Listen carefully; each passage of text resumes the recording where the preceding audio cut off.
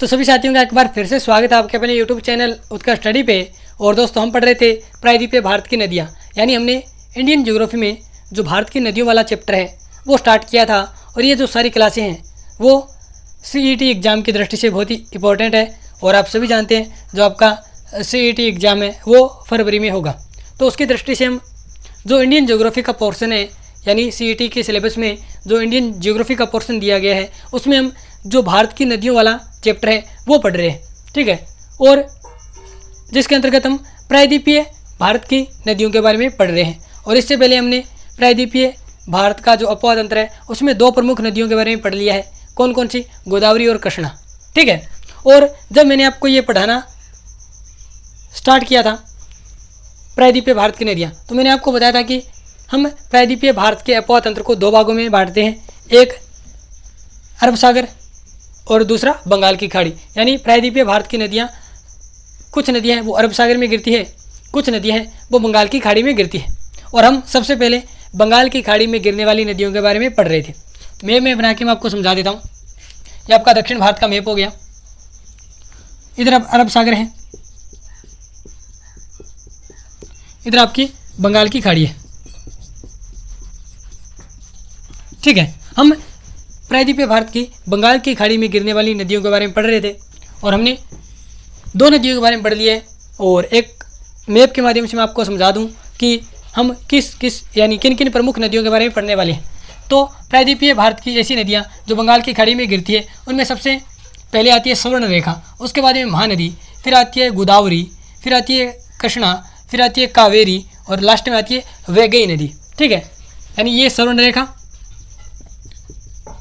ये महानदी, ये आप क्रम याद रखिएगा। उसके बाद में गोदावरी, फिर कृष्णा, फिर कावेरी और अंत में वैगई नदी, ठीक है। तो हमने गोदावरी और कृष्णा के बारे में डिटेल से पढ़ लिया है और आज की क्लास में हम कावेरी और वैगई नदी के बारे में पढ़ेंगे, यानी इन दो नदियों के बारे में हम पढ़ेंगे। और अगर आपने जो गोदावरी और कृष्णा वाली क्लास नहीं देखी है तो आप देख लीजिएगा। और उन क्लासों में हमने गोदावरी और कृष्णा नदियों के बारे में डिटेल से पढ़ा था, ठीक है। अभी तक हमने अरब सागर वाली नदियों के बारे में नहीं पढ़ा है, हम डिटेल से पढ़ेंगे उनके बारे में। लेकिन एक बार हम बंगाल की खाड़ी में गिरने वाली जो प्रायद्वीपीय भारत के अपवाद तंत्र की नदी हैं उनके बारे में पढ़ लेते हैं। तो कृष्णा और गोदावरी के बारे में मैंने पढ़ लिया, आज हम पढ़ेंगे कावेरी और वैगई नदियों के बारे में। तो सबसे पहले कावेरी और वैगई नदियों के बारे में पढ़ने से पहले हम कल वाली क्लास में हमने जो कृष्णा नदी पढ़ी थी उसका रिविजन कर लेते हैं। तो कल वाली क्लास में हमने कृष्णा नदी के बारे में पढ़ा था कि ये जो नदी है ये महाराष्ट्र के महाबलेश्वर चोटी से निकलती है। उसके बाद में ये महाराष्ट्र के बाद में कर्नाटक और उसके बाद में तेलंगाना, फिर आंध्र प्रदेश और अंत में बंगाल की खाड़ी में गिर जाती है। यानी ये मुख्य रूप से 4 राज्यों में बहती है और आंध्र प्रदेश और तेलंगाना की सीमा पर इस नदी पर आपका नागार्जुन सागर बांध स्थित है। इसके अलावा हमने पढ़ा था कि जो कृष्णा नदी है ये दक्षिण भारत की दूसरी लंबी नदी है। पहली नदी है वो गोदावरी है, इसके बाद में दूसरी लंबी नदी है वो आपकी कृष्णा है। कृष्णा नदी की हमने लंबाई पढ़ी थी, कितनी थी? तो 1400 किलोमीटर। उसके बाद में हमने इसकी सहायक नदियों के बारे में पढ़ा था। तो हमने पढ़ा था इसकी लेफ्ट साइड की सहायक नदियाँ और राइट साइड की सहायक नदियाँ। लेफ्ट साइड की सहायक नदियों में हमने 3 सहायक नदियों के नाम पढ़े थे, यरला, भीमा, मुसी नदी, जिसके किनारे हैदराबाद शहर स्थित है। याद रखिएगा, मुसी नदी के किनारे कौन सा शहर स्थित है? हैदराबाद। उसके बाद में हमने राइट साइड की नदियाँ पढ़ी थी। राइट साइड की नदियों में कोयना, जिसपे छत्रपति महाराज शिवाजी के नाम पे महाराष्ट्र में शिवाजी सागर डैम बना हुआ है, ये किसकी सहायक नदी है? कृष्णा की। उसके बाद में वर्णा नदी, फिर हमने पढ़ा था पंचगंगा, दूधगंगा, घाटप्रभा, मालप्रभा, तुंगभद्रा नदी, ठीक है। इतनी नदियों के बारे में हमने पढ़ा था और ये हमारा जो कृष्णा नदी है उसका रिवीजन हो गया। इतनी बातें हैं कृष्णा नदी के बारे में, ठीक है। तो ये लगभग 1.5 मिनट या 2 मिनट में ये हमारा कृष्णा नदी का रिवीजन हो गया। अब हम पढ़ेंगे कावेरी या वैगई नदियों, कावेरी और वैगई नदियों के बारे में। जल्दी से हेडिंग लगा लीजिए कावेरी नदी और साथ साथ में नोट्स बनाते चलिएगा। तो कावेरी नदी हेडिंग डालिए। कावेरी नदी के बारे में एक बार आप सारी चीज़ें लिख लीजिए, यानी इसका उद्गम कहाँ से होता है, कितने राज्यों में बहती है, और ये आप सभी जानते हैं बंगाल की खाड़ी में जाके गिरेगी, क्योंकि हम बंगाल की खाड़ी में गिरने वाली नदियों के बारे में पढ़ रहे हैं। तो इस प्रकार यानी इसकी लंबाई कितनी है और क्या क्या इस पर प्रमुख नदी पर डैम बने हुए हैं, किस राज्य में है और कौन कौन से जलप्रपात हैं, सारी बातें एक बार कर लेते हैं। फिर मैं आपको मैप बना के वो भी समझा दूंगा। तो कावेरी नदी का उद्गम लिखिए। उद्गम, तो इसका उद्गम होता है ब्रह्मगिरी पहाड़ी, जो कहाँ पे है, कर्नाटका में, वहाँ से इसका उद्गम होता है। ठीक है, और जिला आपसे पूछे कुर्ग जिला है, यानी कर्नाटका का कुर्ग जिला है और कुर्ग जिले में ब्रह्मगिरी की पहाड़ी है, वहाँ से इस नदी का, किस नदी का, कावेरी नदी का उद्गम होता है। इसके बाद में हम देखते हैं कि इसका अपवाह क्षेत्र यानी ये किन किन राज्यों में बहती है। तो ये नदी कर्नाटका से निकलती है, इसका मतलब ये कर्नाटका में बहेगी, उसके बाद में ये तमिलनाडु में बहेगी, और उसके बाद में ये अपना मुहाना ये कहाँ जाके गिरेगी, बंगाल की खाड़ी में। तो इसका मुहाना बंगाल की खाड़ी, यानी कहने का मतलब है कि ये बंगाल की खाड़ी में जाके गिर जाएगी। इसके बाद में इसकी लंबाई की बात करें तो इसकी लंबाई है 805 किलोमीटर। इतनी बातें हैं कावेरी नदी के बारे में। इसका उद्गम ब्रह्मगिरी पहाड़ी कर्नाटका के कुर्ग जिले से, अपवाह क्षेत्र कर्नाटका और तमिलनाडु, मुहाना यह कहाँ पे जाके गिरती है, बंगाल की खाड़ी में, लंबाई तो 805 किलोमीटर। अब जो चीज़ें मैं आपको बताने वाला हूँ वो मोस्ट इंपॉर्टेंट है, यानी इस कावेरी नदी पर कुछ जलप्रपात हैं और कुछ डैम बने हुए हैं, उनके नाम याद रखिएगा और वो किन राज्यों में ये भी याद रखिएगा। तो यहाँ पे ये लिख लिया आपने, इसको मैं मिटो देता हूँ, उसके बाद मैं आपको बताता हूँ। आप लिख लीजिए, हेडिंग डालिए इम्पोर्टेंट फैक्ट। ठीक है, अब आप लिखिए पहले कर्नाटक, यानी कावेरी नदी पर कर्नाटक राज्य में एक डैम स्थित है और एक जलप्रपात स्थित है, उसका नाम देखिए। यानी इस पे कृष्ण राज सागर बांध बना हुआ है। कृष्ण राज सागर, ये कृष्ण है, राज सागर बांध कहाँ पे बना हुआ है, कर्नाटक में, किस नदी पे, कावेरी नदी पे। ठीक है, इसके अलावा एक जलप्रपात है जिसका नाम है शिव समुद्रम जलप्रपात। जलप्रपात, अब देखिए एग्जाम में क्वेश्चन किस प्रकार आते हैं। तो क्वेश्चन इस प्रकार आते हैं, सीधा आपसे पूछ लिया जाए कि कृष्ण राज सागर बांध किस नदी पर बना हुआ है, तो कृष्ण राज सागर बांध है वो कावेरी नदी पर बना हुआ है। प्रश्न ऐसे आ सकता है कि शिव समुद्रम जलप्रपात किस राज्य में स्थित है, तो कर्नाटक राज्य में स्थित है। तो याद रखिएगा, कावेरी नदी पर कर्नाटक में एक बांध स्थित है जिसका नाम है कृष्ण राज सागर बांध और एक जलप्रपात शिव समुद्रम जलप्रपात। इसके बाद में तमिलनाडु में, यानी ये दो राज्यों में बहती है नदी, तो तमिलनाडु में तीन चीज़ें मुख्य रूप से याद रखिएगा। पहला तो बांध, मेटूर बांध, यानी तमिलनाडु में कावेरी नदी पर मेटूर बांध बना हुआ है। इसके अलावा एक जलप्रपात है जिसका नाम है होंगेनकल जलप्रपात। अब ऐसे नाम आते हैं, जैसे एग्जाम में ऐसे क्वेश्चन आ जाए कि होंगेनकल जलप्रपात किस नदी पे है, तो ये कौन सी नदी पे, कावेरी नदी पे, और किस राज्य में है, तमिलनाडु में। होंगेनकल जलप्रपात। इसके बाद में याद रखने वाली बात और एक इंपॉर्टेंट चीज़ आती है कि तमिलनाडु में कावेरी नदी पर श्रीरंगम द्वीप स्थित है। श्रीरंगम द्वीप जो कैसा द्वीप है, नदी द्वीप है। नदी द्वीप यानी नदी के अंदर जो द्वीप बना हुआ है। जैसे हम पढ़ते हैं कि विश्व का सबसे बड़ा नदी द्वीप कौन सा है, तो मांजुली द्वीप, जो कि ब्रह्मपुत्र नदी पे है और किस राज्य में, असम राज्य में। इसी प्रकार कावेरी नदी पर तमिलनाडु में श्रीरंगम द्वीप जो कि एक नदी द्वीप है स्थित है। याद रखने वाली बात यह है। और यहाँ पे एक बात और याद रखिएगा, जो श्रीरंगम है ये तो द्वीप है, नदी द्वीप जो कि तमिलनाडु में है, जबकि जो श्रीरंगपट्टनम है वो कहाँ पे, वो कर्नाटक राज्य में स्थित है। तो इतनी बातें याद रखिएगा। इंपॉर्टेंट चीज़ यही है कावेरी नदी के बारे में। अगर एग्जाम में क्वेश्चन आएगा तो यहीं से आएगा। यानी याद रखने वाली बात यह है कि कर्नाटक में इस पर एक बांध है कृष्ण राज सागर बांध और एक जलप्रपात है शिव समुद्रम जलप्रपात। तमिलनाडु में एक बांध है जिसका नाम है मेटूर बांध और एक जलप्रपात है जिसका नाम है होंगेनकल जलप्रपात और एक नदी द्वीप जिसका नाम है श्रीरंगम द्वीप। तो ये आप साथ साथ में उतारते रहिए यानी लिखते रहिए। अब हम देखते हैं कावेरी नदी की सहायक नदियाँ। तो एक बार मैं आपको लिखवा रहा हूँ, उसके बाद में आप चिंता मत कीजिए, मैं आपको मैप के माध्यम से बहुत ही बारीकी से आपको ये नदी समझाऊंगा। उसके बाद में ये आपको नदी याद हो जाएगी और साथ में आप चित्र भी बना लेना। और मैं जो नोट्स हैं वो भी अपने टेलीग्राम चैनल जो कि उत्कर्ष स्टडी के नाम से है, जिसका लिंक डिस्क्रिप्शन में आपको मिल जाएगा, वहाँ पे डाल दूंगा, तो वहाँ से आप नोट्स भी देख सकते हैं। तो अब देखिए कावेरी नदी है, उसकी सहायक नदियाँ, सहायक नदियाँ साथ साथ में आप लिखते जाइए, ठीक है। तो सहायक नदी में हम पढ़ेंगे लेफ्ट साइड की सहायक नदियाँ और राइट साइड की सहायक नदियाँ। यानी कुछ नदियाँ हैं वो लेफ्ट साइड से मिलती हैं, कुछ नदियाँ वो राइट साइड से मिलेंगी।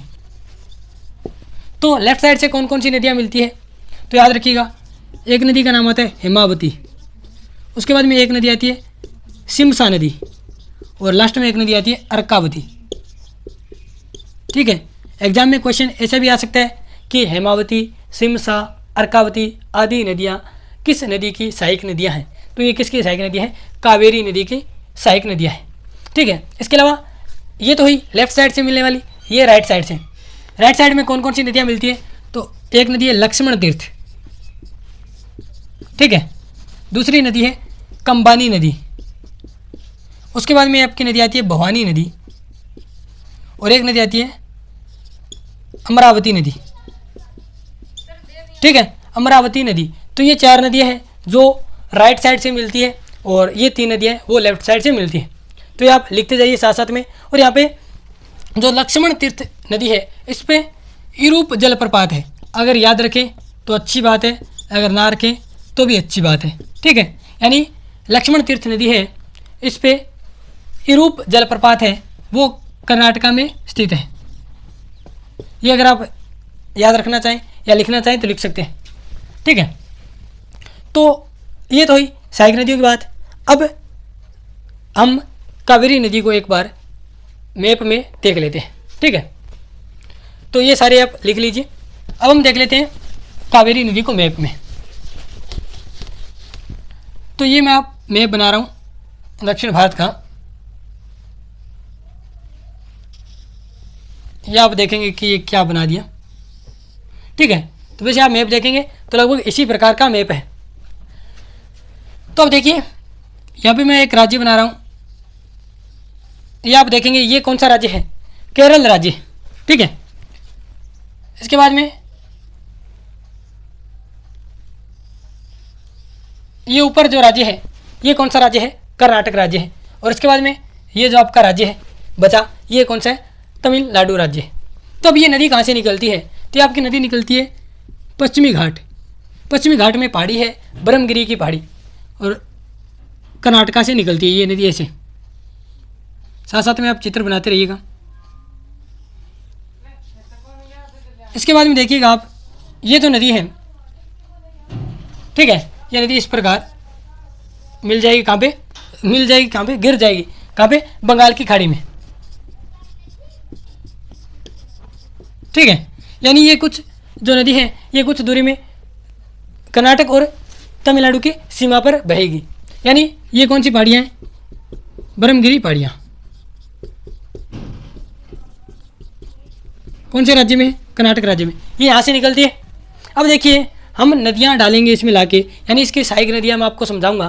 तो आपको कुछ नहीं करना है, पहली नदी हमने पढ़ी थी लेफ्ट साइड की, यानी ऐसे देखिए ये नदी ऐसे बह रही है, ऐसे बह रही है। इसका मतलब इसका जो ऊपरी साइड होगा ये मेरा कौन सा हाथ है, ये लेफ्ट साइड वाला हाथ है। तो ये मतलब ऊपर से आने वाली नदियाँ होगी जितनी भी, वो कौन सी नदियाँ होगी, लेफ्ट साइड की सहायक नदियाँ। और जो नीचे वाला हाथ मेरा है राइट हैंड है, तो इसका मतलब जो नीचे से यहाँ से आके मिलेगी वो आपकी होगी राइट साइड की नदियाँ, ठीक है। तो अब ऊपर से आने वाली नदियाँ हैं यानी लेफ्ट साइड से आने वाली नदियाँ, तो कौन कौन सी थी, तो सारी नदियाँ हैं वो कर्नाटका से आके मिलती है। यानी इधर से हेमावती नदी मिलेगी, उसके बाद में आपकी कौन सी नदी थी, सिमसा नदी, और उसके बाद में ये आपकी मिल गई अर्कावती नदी। यानी ये कौन सी नदी है, हेमावती, यहाँ पे अच लिख रहा हूँ मैं, ये सिमसा तो अच लिख रहा हूँ, और ये अर्कावती, अर्कावती यानी AW अर्कावती।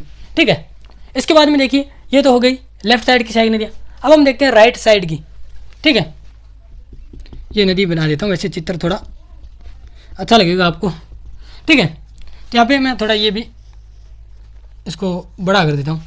ठीक है, तो अब देखिएगा राइट साइड की सारी नदियाँ। तो यहाँ से एक नदी आती है, यहाँ से सॉरी कर्नाटका से निकलती है और यहाँ पे आके मिल जाती है।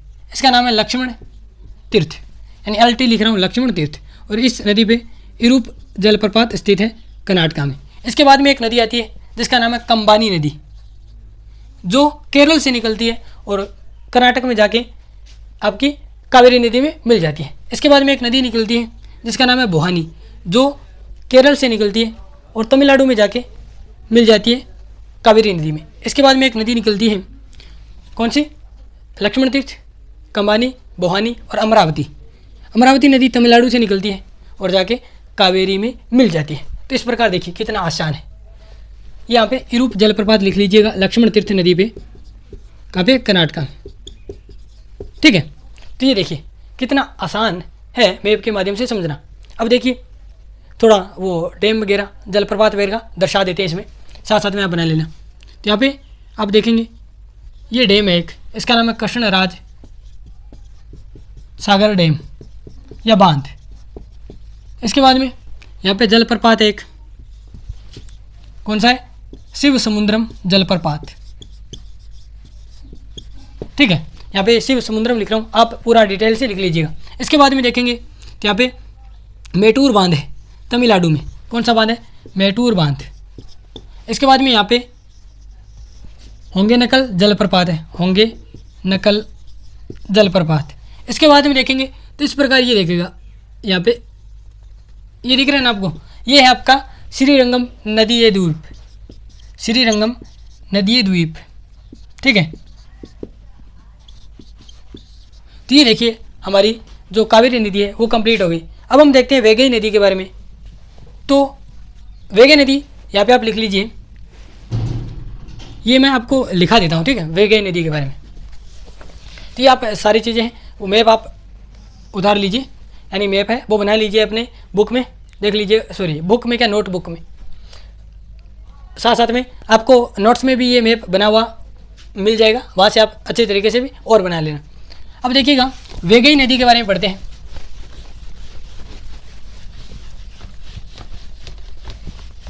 हेडिंग डालिए वैगई नदी। वैगई नदी एकदम छोटी नदी है। ठीक है, वैगई नदी, इसका उद्गम लिखिए। उद्गम आपको लिखना है, तो इसका उद्गम कहाँ से होता है? परशानंद पहाड़ी। परशानंद पहाड़ी कहाँ पे है? तमिलनाडु में, क्योंकि ये तमिलनाडु एक राज्य में ही बहती है। अब वह क्षेत्र आप लिख लीजिए, तो तमिलनाडु में बहती है। उसके बाद में इसका जो मुहाना है, यानी ये कहाँ जाके गिरती है, तो यहाँ पे याद रखने वाली बात है, ये पाक की खाड़ी में गिरती है। ठीक है, अभी मैं आपको बताऊंगा पाक की खाड़ी। ठीक है, अपोहा क्षेत्र, मुहाना। और इसके अलावा यहाँ पे इंपॉर्टेंट चीज़ आप लिख लीजिए, इस नदी के किनारे मदुरई जो तमिलनाडु का शहर है वो स्थित है। बस इतनी बातें हैं वैगई नदी के बारे में। यानी इसका उद्गम परशानंद पहाड़ी से होता है, ये तमिलनाडु की प्रमुख नदी है, यानी तमिलनाडु राज्य में बहती है और अपना मुहाना पाक की खाड़ी में बनाती है। और इस नदी के किनारे मदुरई शहर स्थित है, जो कि मदुरई शहर किसका है? तमिलनाडु का। ठीक है, तो मैं आपको समझा देता हूँ। में आप देखेंगे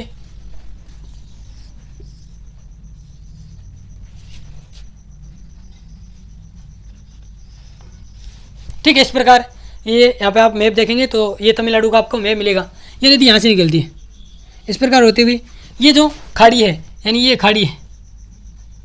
खाड़ी क्या होता है? यानी ऐसा जलीय भाग जो तीनों ओर से स्थल से घिरा हुआ है, यानी इस ओर से भी स्थल से घिरा हुआ है, इस ओर से भी, इस ओर से, और इस ओर से ये सारा क्या है? खाली पड़ा है। ठीक है, तो इसको बोलते हैं खाड़ी। और ये जो खाड़ी है इसका नाम है पाक की खाड़ी, पाक स्ट्रेट। ठीक है, तो ये नदी वैगई नदी इस प्रकार बहती है, किस राज्य में? तमिलनाडु राज्य में। ये आप यहाँ पे पहाड़ी बना लीजिए, परशानंद लिख लीजिए। ठीक है, और ये इधर इसका मुहाना हो गया और यहाँ पे लिख लीजिए आप मदुरई। इसके किनारे कौन सा शहर स्थित है? मदुरई। तो ये होगी हमारी वैगई नदी। कल हम पढ़ेंगे सुवर्णरेखा और महानदी के बारे में, और हमारा जो प्रायद्वीपीय भारत का जो अपवाद तंत्र है उसमें बंगाल की खाड़ी में गिरने वाली नदियाँ हैं वो कल हम कंप्लीट कर लेंगे। उसके बाद में हम पढ़ेंगे अरब सागर में गिरने वाली नदियाँ, किसकी? भारतीय प्रायद्वीपीय भारत के अपवाद तंत्र की। तो ये क्लास आपको कैसी लगी कमेंट बॉक्स में बताइएगा, और मैं आपको पढ़ाने में और क्या क्या सुधार कर सकता हूँ ये भी आप कमेंट बॉक्स में ज़रूर सजेशन दीजिएगा। ठीक है, तो मिलते हैं नेक्स्ट वीडियो में दोस्तों, तब तक के लिए बाय बाय, धन्यवाद।